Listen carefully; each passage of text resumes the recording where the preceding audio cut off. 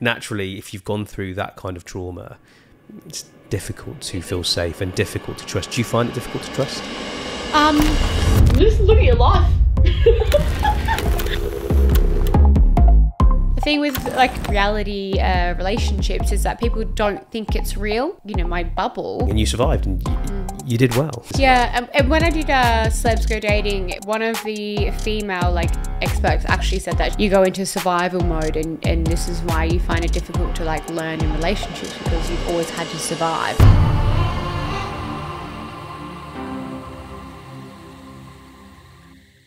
Have you ever found yourself picking toxic partners? Do you think childhood trauma can affect who you pick in later life? Well, then this podcast is for you. This podcast is with Jessika Powers. You may recognise her from Married at First Sight. And by her own admission, in this podcast, she talks about toxic attachments and unhealthy partner selection.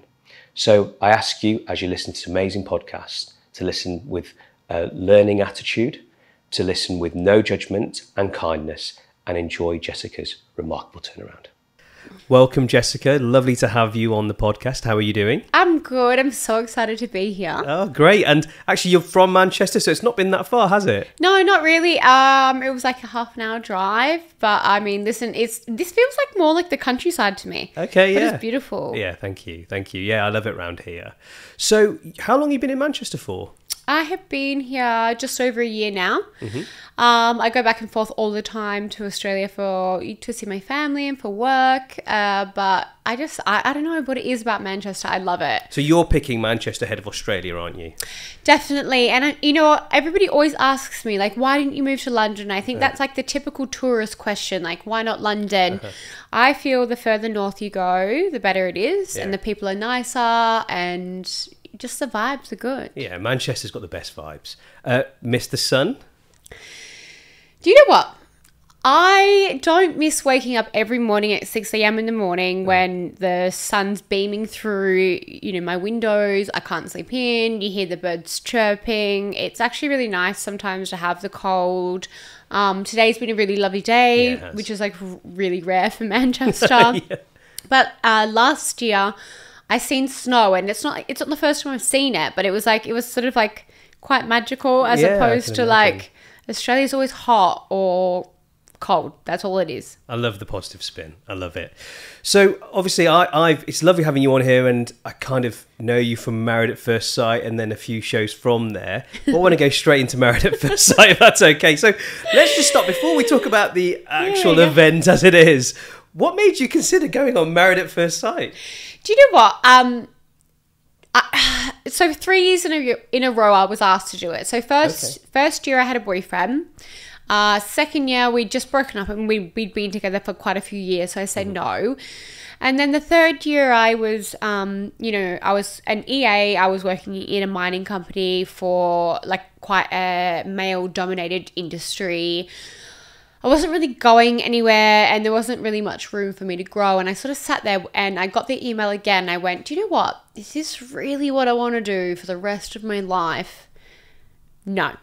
So I just said, I'll put my name in the hat. I'll see what happens. I won't get it. But next minute, I'm getting married. It's this crazy concept. Yeah, it was they call it an experiment, yeah? Yeah, it's an experiment. Yeah. And you're in, this bubble. But really, it's just a big pot of hell. Drama. There's a lot.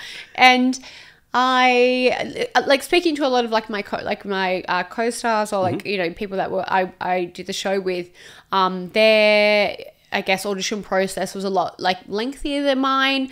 Right. I think I was the second youngest that was on the show, and I basically did my interview video, got sent over to Sydney straight away, and they asked me a question, and the question was, if you seen somebody else that you liked more than your husband, would you go there?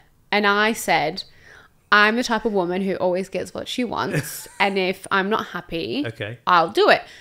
Next minute, contracts are signed. Next minute, I'm choosing a wedding dress. And I guess I didn't really have an idea of what I thought was going to happen. Mm-hmm. And then yeah, it just sort of goes on. Yeah, it's so you were painted out. I think every series has a little bit of a pantomime villain, and they kind of created one for you here, which in a way creates interest to the show, but can have positive and negative effects on you personally, you know, your career. But let's just go a little bit into it. So you're in the mining EA, you're in this mining firm. You've now broken up from your boyfriend, you said? Yeah, so he and I had been broken up for over a year.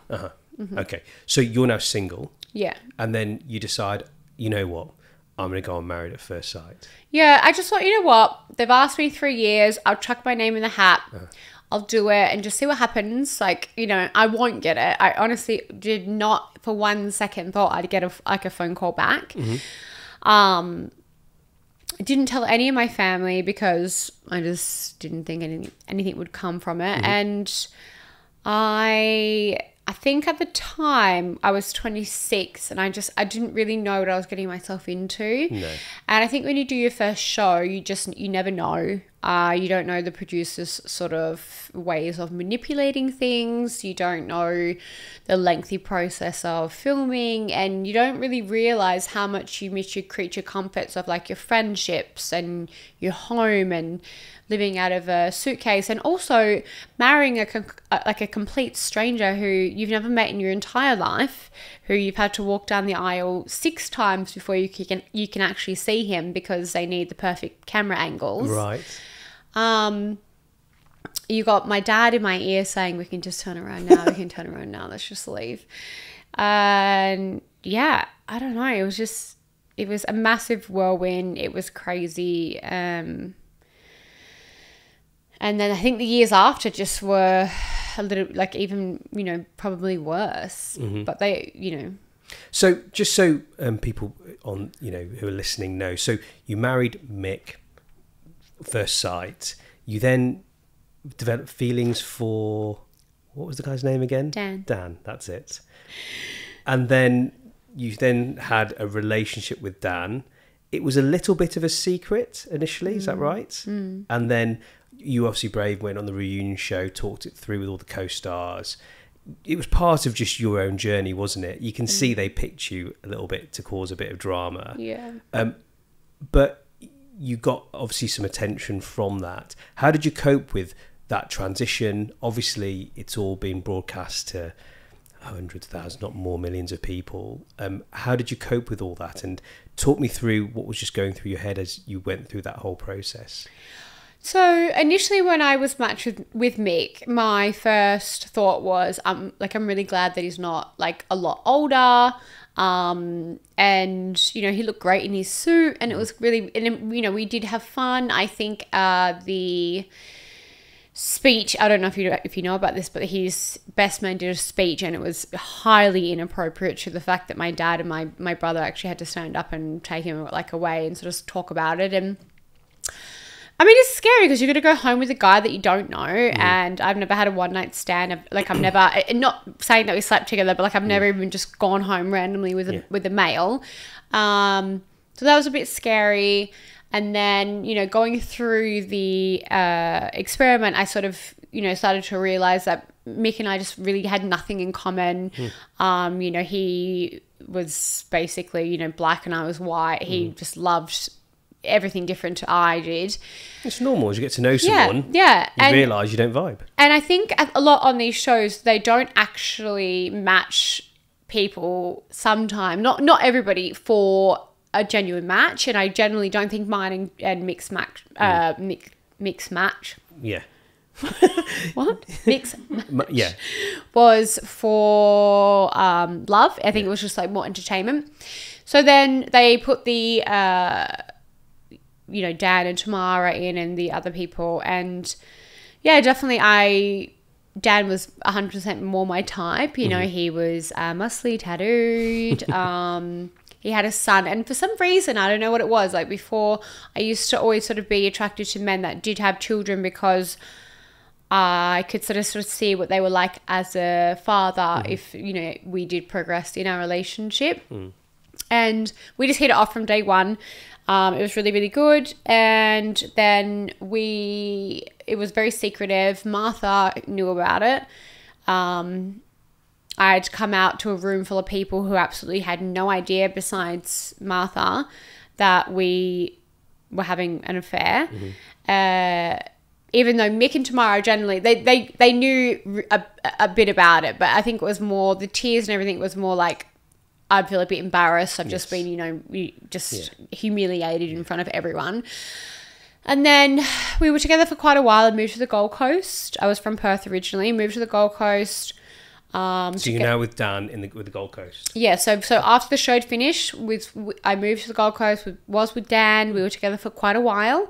And then we were doing the reunion sort of ending. And he and I broke up on live TV, which for someone who was quite young, like 27, it really broke my heart because I was, 5 minutes prior, he told me he loved me and he can't wait to spend the rest of his life with me. And it hurt me. And then a year later, I become really good, close friends with Tamara, which was his ex-wife. And she showed me text messages of her and Dan was saying, make sure you watch tonight because it's going to be TV gold. I can't wait to throw her under the bus, basically. No.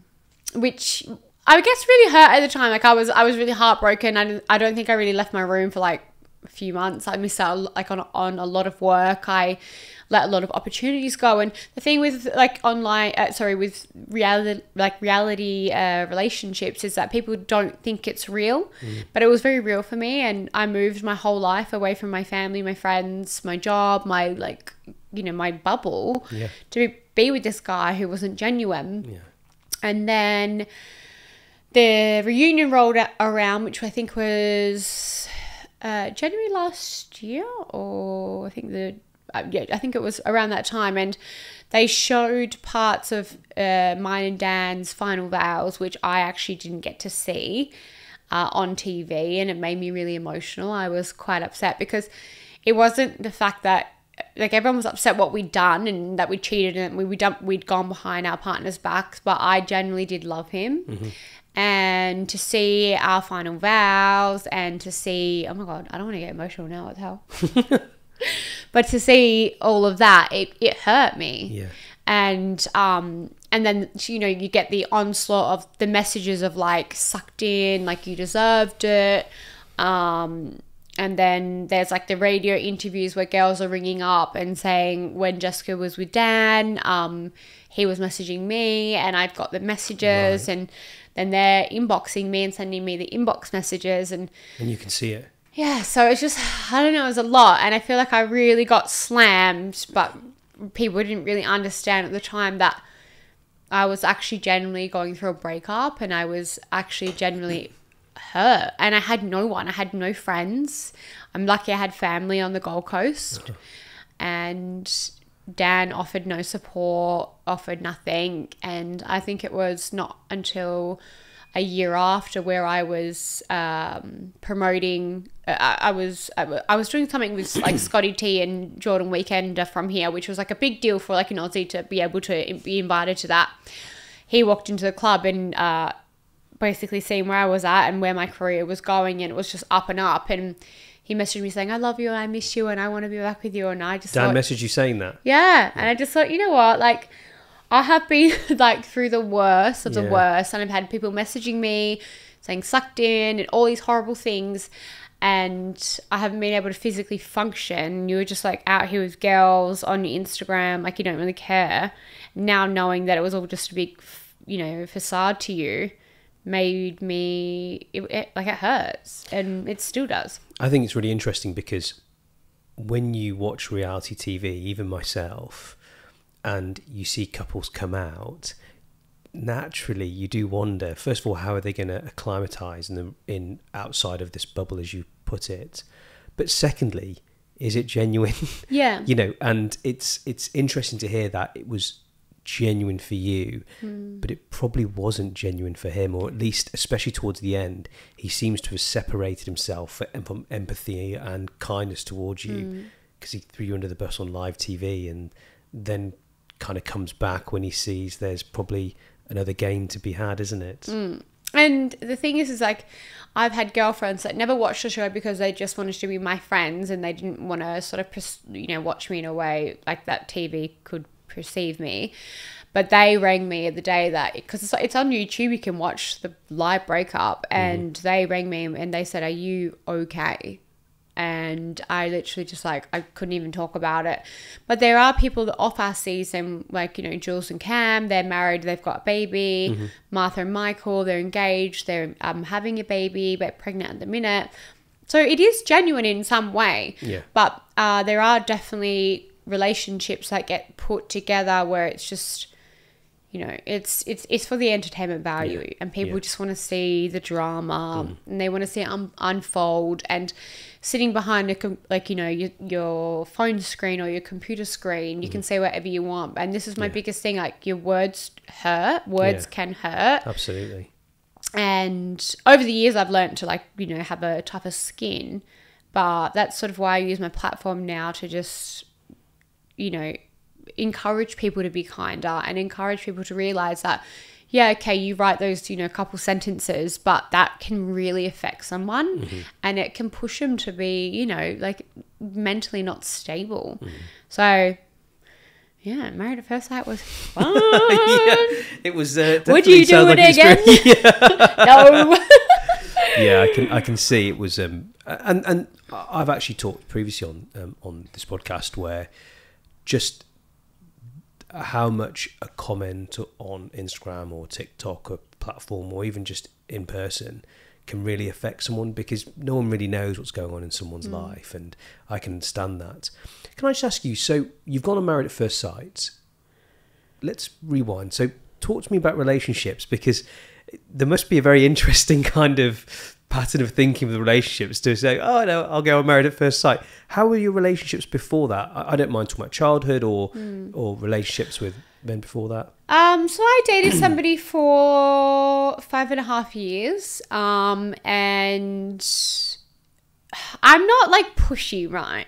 But I'm the type of person that sort of needs to know, all right, so where do we see ourselves in 5 years? Like, will we be engaged? Will we have children? Like, what's happening? We own a home together. So what will happen? Need a plan. Need a plan, and he was getting into, this is the first time I've ever spoken about this ex anywhere. And I hope he doesn't get upset, but anyway, he was really into his music producing. And to be fair, from what I can tell now, because my sister's fiance is best friends with him, he's gone really, really far in his music producing career. And he's doing really well. And we broke up. And then I think after that, I just dated like really toxic guys, and it was like, I think it was just more trying to cover up my hurt. And I was, I think somebody asked me the other day, what would be the one thing that you've learned in 2022? And it's like, or from like a younger age, and it's like, learn not to be love bombed. And that's what I was doing when I was that age. I was being love bombed by these narcissistic men who would, give me the world and introduce me to their family and want kids, and they want a house and like all these things that women, essentially want. And then it turns into cheating or just, I can't say too, legally can't say too much because I've been legally through 2 court battles with 2 of my exes. Oh gosh. And so then it's just, you sort of just get a bit confused about what you want in a guy. And I think perhaps those qualities didn't attract me to Dan, but I think maybe in a sense it was what I was, the tattoos, the muscles, all of the, you're perfect, you're amazing, you're so good looking, the attention. Yes. Was what attracted me. And so that was, I guess my past relationships, they were bad. So it's interesting because you're talking about the shower of affection, probably because you're looking to seek value. Yeah. And when you get that immediate value from a certain type of person, you probably throw yourself into it as well. So already you felt like you were on a bit of a toxic relationship out. What do you think was attracting you to those kind of guys? Well, I definitely had I had a really horrible childhood, which is quite documented. Like, it's not something I'm afraid to talk about. My mother was a drug addict from a very, very young age. I didn't have my father around, and I was sort of like the mum to my younger brothers and sisters from a very 14 years old, you know. So I think in like my early ages of like dating and like relationships, I just wanted validation. Like, yes. I wanted someone to love me, and I wanted someone to tell me that I was good, and I wanted someone to sort of look after me, because I was always one that did that to everybody else in my life, if that makes sense. It does. So but then you meet these men that sort of see that, and they take, I guess, advantage of it. And yeah, I think that's sort of where I went down the wrong path with these guys. It's interesting, actually, because there's a concept called life traps. And life traps, some people suggest that they're formed in childhood. So that life trap can be one of abandonment, it can be one of rejection, it can be one of seeking validation. And there's an interesting article out that actually said the best way to consistently continue with life traps is partner selection. So let's say you felt rejected in your childhood. What happens is you end up picking a guy that's probably going to reject you, or a girl if it's a different and then when they reject you, you try and not get rejected, and you go through this cycle of picking people that will ultimately perpetuate this life trap, trying to control it and master it. And it sounds so bananas, but I actually think it's true. I think when you feel abandoned, when you feel rejected, you kind of put yourself in situations where that may happen again, and you try and make it not happen because you're used to that. It's comfortable. Yeah, definitely believe that. I mean, look, there was definitely things that I let go in relationships, like past, with like, you know, cheating or, you know, other women, and just little things like that, which, you know, any normal couple relationship, which, you know, I'm in a perfectly happy, loving relationship now, just would never slide. But because I just so didn't want this person to like not want to be with me, I would accept it. And, you know, seeking sort of, you know, help from a professional has sort of taught me to bring myself back down to, okay, like, this is where your abandonment issues are from, and this is why you feel the way you feel. And my empathy levels are really low, so like if someone come to me with an issue or a problem, it comes across as rude sometimes for me, but I seem quite dismissal. And it's just like my empathy, really. Why do you think your empathy levels were low? Because I have had such a horrible childhood, to a point where, like, you know, you telling me that, I don't know, your wife didn't pick up something from the shops, or like, and you really, really you've asked her 12 times, or your wife stayed out all night wanting to do, something like that. To me, in my life, in my world, it's just. Like, I was left at home with when I was 14, I was left at home with my 1-week-old brother for an entire week while my mum was on a drug bender. So it was like, you know, my empathy levels to some people aren't, you know, just normal, because it's like, well, is it really that bad? Like, are you really that upset? But I'm learning to be like that. I am learning to go, okay, well, this is what's upset them. I need to understand that, and I need to really, you know, focus and make sure that I accept their feelings and acknowledge it, and that's how you move together as a relationship. It's really interesting. So I think you've called it empathy levels. I'd probably reframe it slightly. When you've gone through a survival mechanism like that, where you've just been left alone with a young child, you've got to survive, you don't feel equipped to it, your mind naturally numbs the pain because you've just got to get on with it. You've got no choice. And what then happens is, it was successful for coping. It might not have been a good coping strategy, but at that time, when you're so young, it was the only possible coping strategy. But then what happens is, as we get older, we maintain that maladaptive coping strategy, and that's of numbing. Yeah. And that's normal. And as you say, you're now trying. For me, it's not a lack of empathy when I really listen to what you're saying. I would say, because of my previous situations, I hit survival mode, and my survival mode, you got freeze, you've got flight, you've got fight. Yours is freeze, yours is numb. Yeah. And I numbed to survive. And now I naturally do it, and I don't mean to, but I just numb the situation where I'm not engaging just because that's how I do it. Exactly. And I don't, and I think, the fact that you are able to elicit it and aware of it, you'll be able to reframe and reorder it. But it's surviving, and you survived, and you did well to survive. Yeah. And when I did Celebs Go Dating, one of the female experts actually said that, she goes, you don't go into you go into survival mode, and this is why you find it difficult to learn in relationships, because you've always had to survive. So yeah, I completely get that. Yeah, I think it's true, actually. And one of the things that will be most important for you is to feel safe. Yeah. Definitely. But you have to accept it when you actually feel it, because naturally, if you've gone through that kind of trauma, it's difficult to feel safe and difficult to trust. Do you find it difficult to trust? You know what, with my partner, he is probably the only guy that I have met that makes me feel 100% safe. I've never once ever thought, I need to go through his phone, I need to go through his Instagram. If he says he's going to go and hang out with his friends, I need to know where he is, what time are you coming home? Honestly, and I don't know what it is that he does, because I've never asked those questions. We've never had that back and forth. He is aware of my past relationships and how I was treated, but I've never, for some reason with him, felt uncomfortable.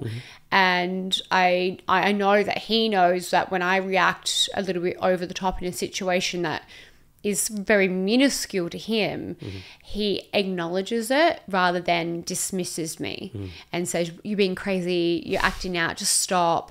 He'll actually sit down, he'll go, okay, Jess, this is how I feel, this is how you feel, and this is how we should go about it. And I think, out of all the boyfriends I've had, and I'm telling you, there's been a few, he's probably the only person that's made me feel safe and comfortable and happy. And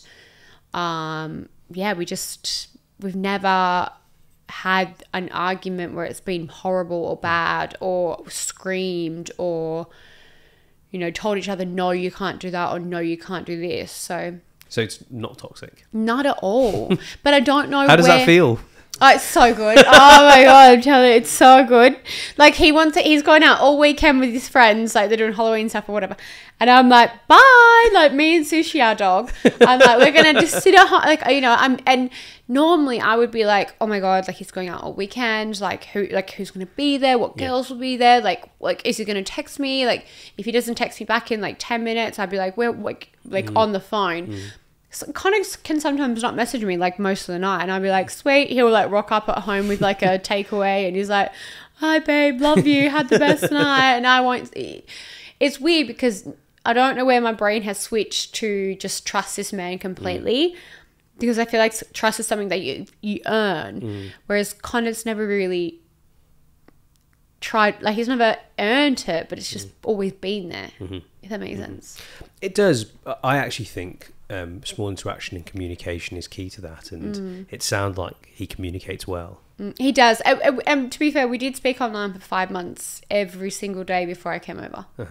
So I think we got to actually learn to... So you got to get to know him. Yeah, get to know each other. Different to Married at First Sight, Yeah. So and I thought it was really good for a relationship, because I feel like when you meet somebody, you go on a few dates, you sleep together, and then it's either you really love each other or it's lust. And I feel like with us, it's we got to talk for 5 months every single day, find out everything about each other. And then the physical after was, good enough for everything to be a relationship. And I think means that our relationship isn't based around just lust and perhaps. Yeah. So, yeah. So that goes back to the life traps, actually, because by having this online relationship, you actually probably developed the perfect way of filtering out the right guy who was good for you. Whereas I think when you're doing it in person, sometimes we all do it, we all self-sabotage, we all do different things. As you say, there's lust, there's that chemistry, you know. There is a suggestion that actually if you've gone through childhood trauma, when you are out and you're feeling a chemistry with someone, it's an over chemistry, it's almost like an instant lust, instant love. There's a suggestion that's actually called schema chemistry, where you're actually perpetuating this life of trauma, and that person's actually not good for you. And actually, rather than looking for that instant connection, looking for the kind of things you were saying, that safety, non-toxicity, communication, those kind of elements, as well as obviously fancying someone, will lead to a better, more longer relationship that lasts longer, which is actually probably what you did with your online communication. And I think this is the longest relationship I've been in since Married at First Sight. So it's our 1 year anniversary this Sunday. Oh, congratulations. But like normally for me it's 3 months or like 2 months, and I feel like those 3 months or 2 months just go forever. With Connor, I just like, he and I, we said to each other the other day, like, oh my god, it's been a year, like what? And this is like not including our 5 month like online talking. This is me physically being with him for and you moved year. to Manchester. Yeah, I'm in Manchester. Yeah, exactly. Must be real. That's all I can say. I know. So it's good. So you started in Manchester. I can see that you've opened an OnlyFans page. So I never actually really wanted to do OnlyFans. Okay. I was always asked, when OnlyFans sort of came popular with reality stars, I always said no. Obviously I always have people say like, you know, do it. And I was like, you know what? I earn enough money from what I'm doing right now. I don't really need to do it. I was doing a lot of TV. There was just no reason for me to need to do it. I obviously didn't know about the sort of money you could earn on OnlyFans. Okay. So I'd done 2 TV shows in 1 year in Australia, and that was when COVID was around. So I was obviously doing a lot of police quarantining. Like, so I'd go from Sydney and back home to the Gold Coast, and I'd need to quarantine for 2 weeks. In the hotel. Yeah, in the hotel. I remember that. You can't go outside. You can't do anything. Basically, you're just stuck there for 2 weeks. And I thought, you know what? I'm gonna start it up. Oh, in the COVID lockdown. Yeah, but like just Brilliant. in the police quarantine. Yeah. And I said, I've always said to myself, I'm not going to do because there are a lot of girls on there that go quite hardcore, and no disrespect to them. I think, you know, if whatever you feel comfortable with is whatever you feel comfortable with, you do you. Like, I would never ever ever shame a woman for wanting to do whatever. So I thought, you know what, I post bikini and lingerie pictures on my Instagram for free. So I took everything down off my Instagram, and I posted, in the first week, I posted one like just lingerie picture and one topless photo, and I think one quick little like 5 snippet video of me in the shower topless, and I made like 80,000 USD. Oh, really? So it's popular. So it's a lot of money. Yeah. And did you get a lot of hate or negative messages when you went on OnlyFans? No. Oh, okay. Which I found very odd. I did find really odd. I did get the odd, like when I would do a Q&A on Instagram, people would be like, well, I thought you always said you'd never do it, so like, why are you doing it? And I just like choose to not answer it. Like, I'm just like, oh, I can't be bothered. But not really, no. My dad, though, yes. However. How did your dad feel? So, just thinking about how to say that. I got a phone call one day. From your dad? Yeah, from my dad. And my OnlyFans video that I had done, which went viral. Oh, okay.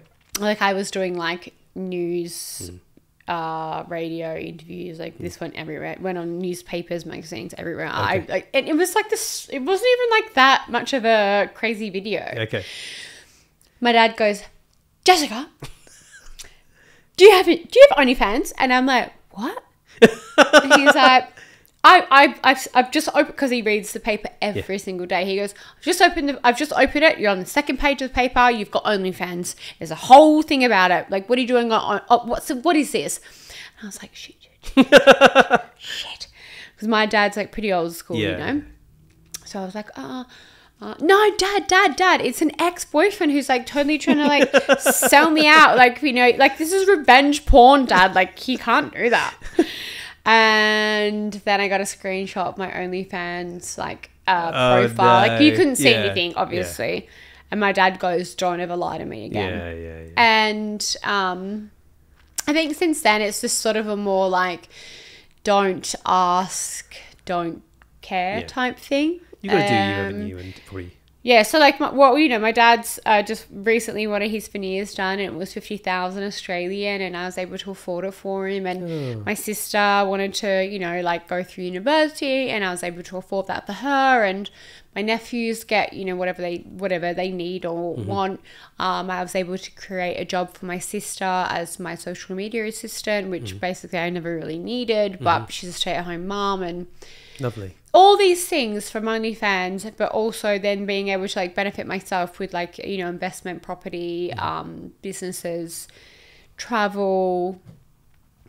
I mean, why not? So it's been a positive influence. Yeah, like, you really... And you seem like you enjoy it, actually. And also, I don't do anything crazy either. Yeah, you do what you want. It's clear. Yeah. So that's the OnlyFans. Yeah, very good. Very good. It's a life-changing amount of money, really. Yeah. And it's all in And it's USD consistent. as well. And at the minute, the US dollar is good. Yeah, it is good. So, yeah. No, very good. So just, you're now in Manchester, you're now doing properties and things like that. I just want to go back to, because it's a little bit of a success story, because you were the villain, and I kind of saw the clips where you were the villain, and I kind of got sold into it just because they did such a good job at editing the show to show you as the villain. It wasn't an edit. Yeah, okay. I was just a bitch. Okay.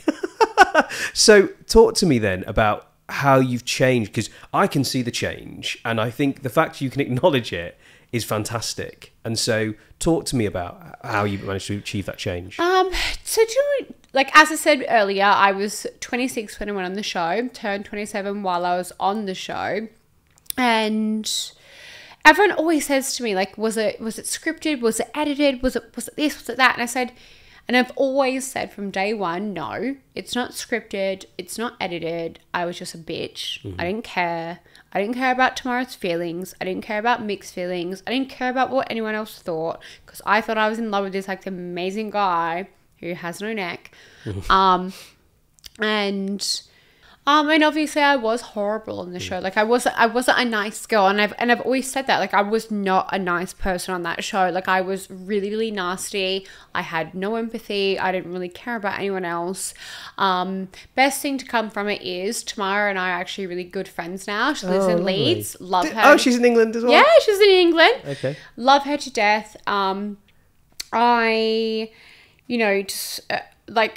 It took me 2 years to turn my whole personality around, and my whole, I don't know, just like the public's view on how to view me, and I think it's amazing, I think. But like 2 years is a really long time. And then, but you persisted though. Yeah, very, very much so. And people will message me sometimes on Instagram if I like post a story, and they'll say, why are you still posting, like, blah, blah, blah? And it's like, I had social media before I was on TV. Like, I'm allowed to post. Like, like, it's a platform that everyone had. But I have, as opposed to posting pictures on my grid, I have done a lot of videos, and I post a lot of like my day-to-day life, so people can sort of understand who I am, what I'm like. I answer to a lot of like, young women, old women, gay men, straight men, lesbian, bi, everyone, because I don't feel like there should be any, no one should be said, what's the word, segregated? Yeah, segregated. Online, and I think that's sort of like won me brownie points, and now it's sort of all turned around, and I have a lot more opportunity now. Like there's a lot more TV, there's a lot more work. People are interested in like what I'm doing.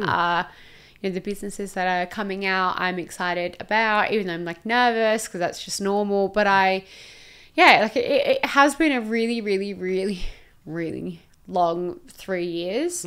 But I actually have to say I'm proud of myself. Of course. And for everybody out of Married at First Sight, no matter what season it is. And I'm not saying this in a negative, nasty, bitchy way, but I am the only person who has pushed forward and been on more TV, had their platform reached more, and just, I guess, being relatable. Like, you know, like Martha, I love her. She's gorgeous. You know, she's sassy, she's beautiful, but she's very, like, media trained. She's very, you know, like, got her niche. And then you've got Jules, awesome, beautiful, lovely, but she's also the same. Whereas I may not have, so I've got 380,000 followers, but but all my followers follow me because I'm just real. Yeah. Like, not because I'm, you know, like, trying to make, you know, my skincare look amazing, or like my fashion look amazing, or like I wake up in the morning and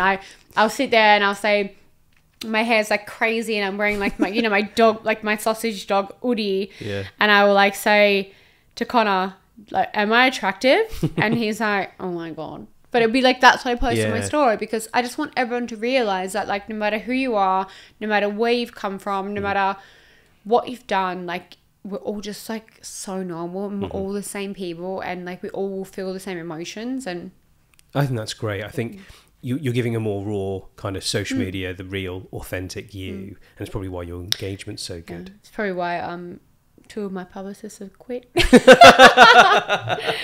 I just refuse. But you know what it is? I've said from day one, I refuse to be, you know, like I don't know, molded into this person that you want me to be. Like, of course, I, like, you know, if I'm at an event, I'll act a certain way, but I'm not going to be this perfect, you know, picture perfect person on social media, because this is where young women get their wrong ideas on, like, you know, beauty and what, you know, the standard is, and how they should look and how they should feel, and like how their bodies should look. Like, as I said to you earlier before, like, I'm still not happy with how the shape of my body is, and I'm 31.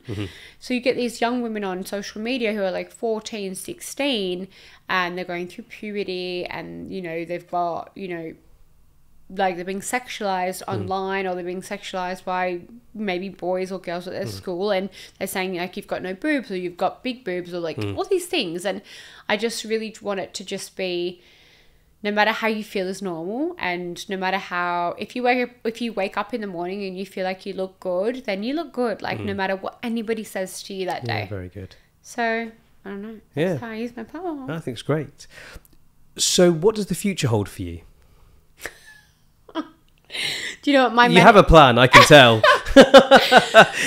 My manager asks me this all the time. He's like, because as I said to you earlier, like, you know, I always say, what's your 5-year plan? Like, where, like, what's happening, what's going on? So what's your 5-year plan? Jeez Louise. If I didn't have a boyfriend and I didn't have my dog, my 5-year plan would probably be, I'd probably be looking at going to America, because I have been invited there for other shows and for more media and, like, modeling. I'd probably end up with another absolute loser and then break up, and then be everywhere. But because I'm with Connor and I'm happy and I'm comfortable here, I think my 5-year plan is open up my loungewear line, my lip line. If an amazing TV opportunity comes up, go for it. Connor and I are looking at doing our own podcast, which has got like a really, really fun spin on it. It's not like this... I do enjoy these, like, you know, these chats, but ours is like... Be more raw. It's a bit outside the box. Okay. And I can't say too much, otherwise he'll get mad at me. But it's going to be really, really fun. Yeah. So I'm going to do that. And, I don't know. Like, I mean, I'm 31. Like, I think in the next 5 years, I'd love to, on the horizon, maybe be pregnant or engaged. No, definitely pregnant. Jeez. 31, 36. Yeah. So, but you never know. You never know with life. And the thing with me is that, like, everything that has come along in my life, I've never known is going to come. Like, I've never gone, all right, that's going to be planned. That's going to be planned. When I moved here to the UK, Connor and I had been speaking for 5 months, but I'd never said, all right, this is the date I'm going. This is what I'm doing it. I actually FaceTimed him on my eviction. I came fourth on Celebrity Big Brother. he FaceTimed him. He was at work, and I was walking out. There's all these cameras, and I'm in my gown. And I got home, and I said, you know what? I'm packing my stuff. I'm just going to go and see what happens. And that's the type of person I am. I'm very just like spontaneous, do it. And so who knows? Who knows where I'll be? I love that. I really loved hearing your story. Often when I'm speaking to someone going through the struggle, one of the biggest advice I can give them is don't hide. And you didn't. You went through what really was like slaughtering in the media and so much negative attention. And I think the one thing that you did, well, if I could pick one thing out, the fact that you didn't hide, you believed in yourself, and you just go again and you go again. I think it's you know, you were young, but you still, lots of people would have just gone, it's not for me, media's not for me, public spotlight's not for me, and then gone to do something else, or even just worse, just deteriorated. But I love how you didn't hide. I love how you were yourself, and you expressed yourself consistently through all the successes and flaws. It just makes the most interesting journey, I think. So I love that about you, and congratulations, and thank you so much for coming on the show. Thank you. I've loved being here. I'm so excited. This is like honestly probably like one of the best podcasts I've done in a long time, because I got to get raw, get deep, and got to meet you. Thank you. Now you're gonna like do all of my cosmetics. But thank you so much. It was so lovely. Yeah, perfect. So we've just watched Jessika sharing so honestly, and a question I have is, why do we date people bad for us? Can I suggest that in some attractions we can have unhealthy patterns? And it's not uncommon for people who have been traumatized early on in their life by early caregivers to actually display that by really poor partner selection that can lead to re-traumatization. What do I mean by that? I mean, let's say you were rejected by a key caregiver early on in life. You can then pick a partner who's going to potentially reject you. You feel chemistry because that partner's in that rejection pathway, and when they don't reject you, you feel on top of the world. But actually, some of the values you picked were trying to conquer this early rejection. So remember, chemistry does not mean connection, and partner selection should be done regarding core beliefs, such as, do you find kindness important? Do you find acceptance important? Do you find someone who speaks softly important? These are all bigger things than potentially chemistry. So what's the problem with this approach? Picking that powerful chemistry over connection can mean that we don't necessarily pick the best partner for our life, and we don't necessarily pick our best life in general. So what can we do? Pushing away from these toxic attachments, we need to think about what would be kindness, what would be our core beliefs, and try and go for those. Remember, friends and family are best place, so don't ignore them for that powerful chemistry, because just be careful, it could be a toxic attachment. The final thing I want to talk about is the emotional numbing. We talked about it in the podcast, and Jessika mentioned about empathy and a limited emotional range. Sometimes when we've gone through trauma, we can limit our emotions and we can believe we have no emotions or little emotions. This isn't true. This is what happens when we're in survival mode. When we're in survival mode, we narrow ourselves, we narrow our experience, and we narrow our emotions. But for us to have intimate relationships, full relationships, and a full life, we need to open up our emotions. We need to open up ourselves. My suggestion, if you find yourself in this survival emotional numbing state, is try and engage with your emotions in a safe place, a safe relationship. Try and experience things, try and open yourself up, because I promise you, the authentic you, feeling emotions, will lead to your best life. So no matter what you're going through, no matter what struggle there is in your life, if anyone can get through it, you can. Until next time, I hope you enjoyed Jessika's podcast.